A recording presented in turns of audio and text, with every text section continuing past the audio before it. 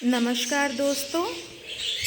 उम्मीद करती हूँ आप सभी लोग स्वस्थ होंगे और आप लोगों के जितने भी पेट्स हैं, चाहे वो बर्ड्स हों, चाहे वो फरी एनिमल्स लाइक डॉग्स या कैट्स हों, वो सभी लोग भी मस्त होंगे। आज मैं बहुत ज़रूरी विषय पर आप लोगों से बात करने वाली हूँ, क्योंकि जिस बारे में मैं बात करने वाली हूँ उसको लेकर बहुत सारी भ्रांतियाँ लोगों में फैली हुई हैं। मैं बात करने वाली हूँ बर्ड फ्लू के बारे में। जी हाँ, बर्ड फ्लू जो अभी हिंदुस्तान के कई सारे राज्यों में फैला हुआ है, कई सारे स्टेट्स में फैला हुआ है।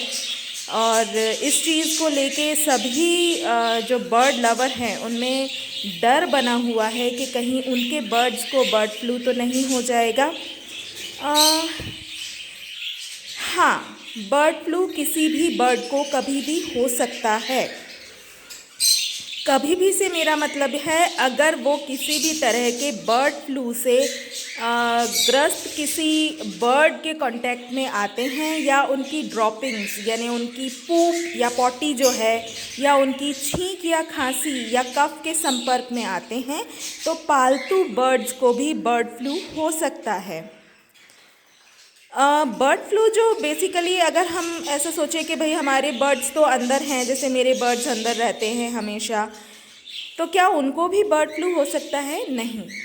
अगर आपके बर्ड्स अंदर रहते हैं और किसी के कांटेक्ट में नहीं है तो उनको बर्ड फ्लू नहीं हो सकता।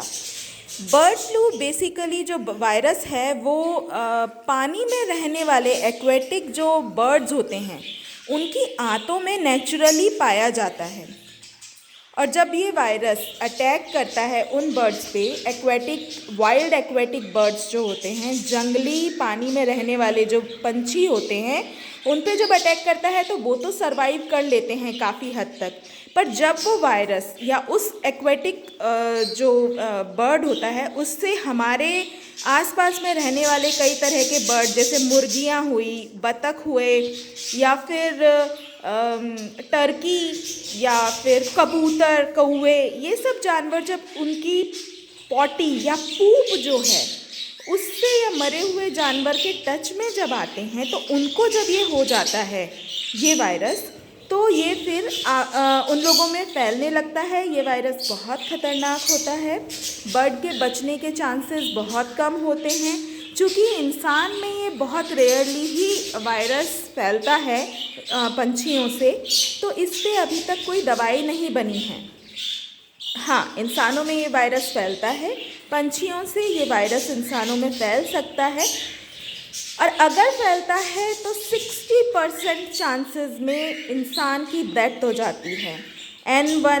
H1N1 जो वायरस है, इसके कई सारे स्ट्रेन्स होते हैं, कई तरह के स्ट्रेन्स हैं, उसके बारे में मैं डिटेल में आपको नहीं बताऊंगी। आप इंटरनेट पे गूगल करके सर्च कर सकते हैं, आपको सारी जानकारी मिल जाएगी। पर बात है तो अगर ऐसा कुछ है तो हम अपने जो पेट बर्ड्स हैं उनको कैसे बचा सकते हैं?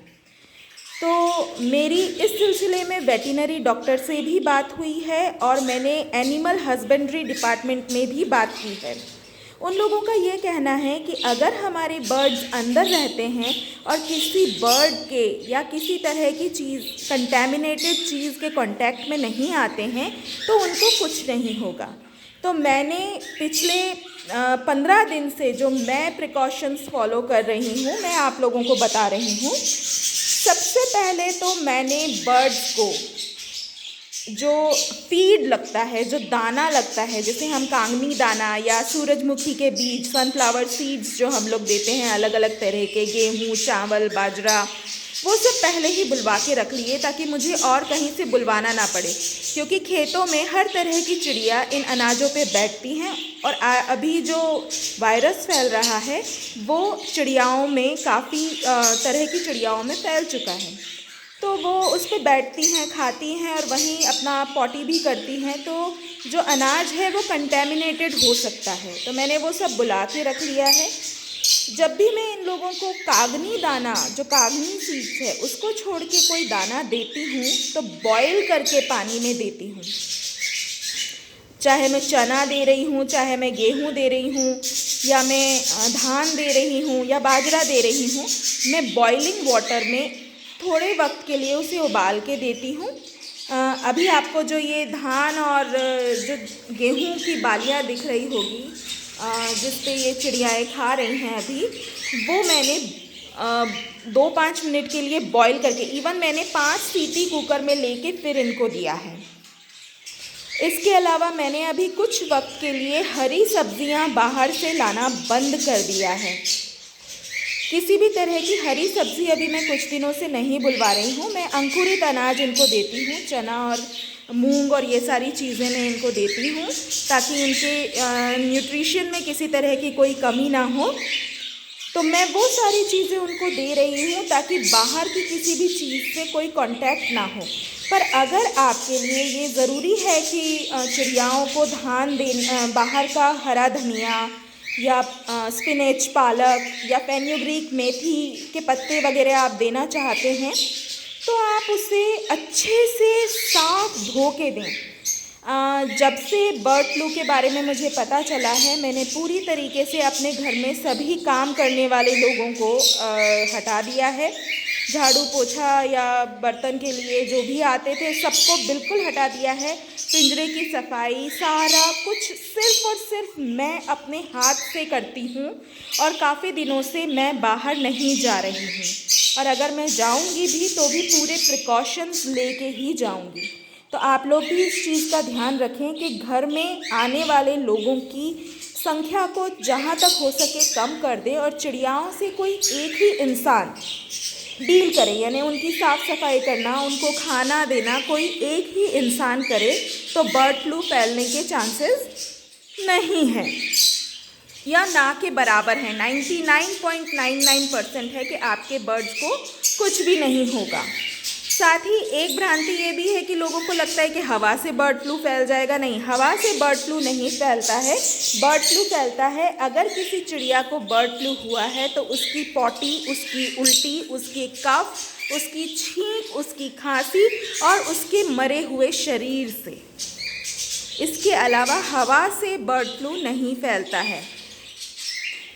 अभी तक जहाँ भी बर्ड फ्लू फैला है ज़्यादातर हमारे हिंदुस्तान में सिर्फ़ और सिर्फ मुर्गियाँ यानी पोल्ट्री में ये देखने को मिलता है, क्योंकि मुर्गियाँ बाहर घूमती हैं। ठीक है, तो अगर आप इन प्रिकॉशंस को ध्यान में रखते हैं तो आपके बर्ड को कोई प्रॉब्लम नहीं होगी। साथ ही साथ आप मल्टीविटामिन रेगुलर बेसिस पे दें, जो आप देते हैं कैल्शियम रेगुलर बेसिस पे दें, और विटामिन सी अपने वेटिनरी डॉक्टर से पूछ के देना शुरू कर दें, क्योंकि मेरे वेटिनरी डॉक्टर ने विटामिन सी देने के लिए सजेस्ट किया था ताकि इनकी सभी की इम्यूनिटी स्ट्रॉन्ग बनी रहे। तो ये मेडिसिन आपको रेगुलर बेसिस पे देनी है। और साथ ही साथ जो भी एंटीबायोटिक का कोर्स आप ठंड यानी ज़ुकाम से बचाने के लिए करते हैं वो आप अपने बर्ड्स को ज़रूर से करवा दें। 3 या 5 दिन का कोर्स आप जिस भी वेटिनरी से पूछ के करवाते हैं, आप उनसे पूछ के 3 या 5 दिन का कोर्स करवा लें। और मैंने फीड जैसे ये बोरा भर के फीड बुलवाया हुआ है, उस तरीके से आप अपने लिए, अपने बर्ड्स के लिए फीड बुलवा के सारी तैयारी करके रख लें, ताकि फीड 1 से 2 महीने जब तक कि ये समस्या ख़त्म ना हो तब तक वो चले। और ये समस्या ऐसी है क्योंकि वाइल्ड एक्वेटिक जो बर्ड्स होते हैं, जंगली पानी वाले जो पंछी होते हैं, उनकी आंतों में ये जो वायरस होता है ये होता ही है। ये वायरस उनमें पैदाइशी तौर पे जन्मजात होता ही है, तो ये वायरस कभी भी फैल सकता है। और हाँ, ये वायरस बहुत ख़तरनाक है। समझदारी से इसके प्रिकॉशंस लेने की बहुत ज़्यादा ज़रूरत है। इंसानों में भी ये वायरस फैल सकता है और पेंडेमिक का रूप ले सकता है। इसके सिम्टम्स बिल्कुल वैसे ही हैं जैसे आम सर्दी, खांसी, ज़ुकाम, बुखार, मसल्स में पेन होना, हाथ पाँव में दर्द, उल्टी, दस्त, घबराहट होना, जी मचलाना, ये सारी चीज़ें जो नॉर्मली होती हैं वही सारे सिम्टम्स इसके भी हैं जो नॉर्मल कोल्ड या फ्लू के होते हैं, या हमने अभी कोरोना के जो सिम्टम्स सुने थे, ये सारे सिम्टम्स वैसे ही सिम्टम्स होते हैं। तो इन चीज़ों का थोड़ा ध्यान रखें। और अगर घर में किसी को सर्दी ज़ुकाम है तो वो बर्ड से दूर रहे ताकि उनको सर्दी ज़ुकाम ना हो। पर हाँ, अगर आपके बर्ड्स किसी एक ही इंसान से टच में रहते हैं, बाहर से कोई आता जाता नहीं है, और अगर आता जाता है तो बर्ड से दूर रहता है और बाहर के बर्ड से वो कांटेक्ट में नहीं है, तो इनको कुछ नहीं होगा। अभी कुछ दिनों तक मैं जानती हूँ बहुत ठंड है, पर बर्ड्स को बाहर ले जाकर धूप देना भी बंद कर दीजिए। जी हाँ, बाहर जो लोग खुले में, जैसे कई लोग हैं जो सिर्फ एक तोता या एक ही चिड़िया को किसी तरीके से पालते हैं और वो एक या दो चिड़िया ही उनके परिवार का सदस्य होते हैं, तो वो उनको बाहर भी ले जाते हैं, धूप में भी बैठाते हैं, नहलाते भी हैं। तो क्योंकि पंछी तो हर जगह हैं, कबूतर कौवे हमारे हिंदुस्तान में हर जगह हमें देखने को मिलते हैं, तो उनसे उनको ये फ्लू होने का डर है। तो अभी उनको धूप अंदर ही दीजिए, जो खिड़की से आपकी धूप आती है वही दीजिए तो ज़्यादा बेहतर है। ये ऐसा नहीं है कि जहाँ बहुत ज़्यादा संख्या में चिड़ियाएँ होती हैं वहीं बर्ड फ्लू होगा, किसी एक चिड़िया को नहीं हो सकता है, ऐसा कुछ नहीं है। और हाँ, अपने बर्ड्स पे ध्यान रखिए। अगर उनमें किसी तरह के उनके व्यवहार में कोई बदलाव दिखाई दे तो आप ज़रूर से एनिमल हस्बेंड्री का जो नंबर होता है आपको ऑनलाइन सर्च करने पे मिल जाएगा, नहीं तो मैं डिस्क्रिप्शन में भी डाल दूँगी।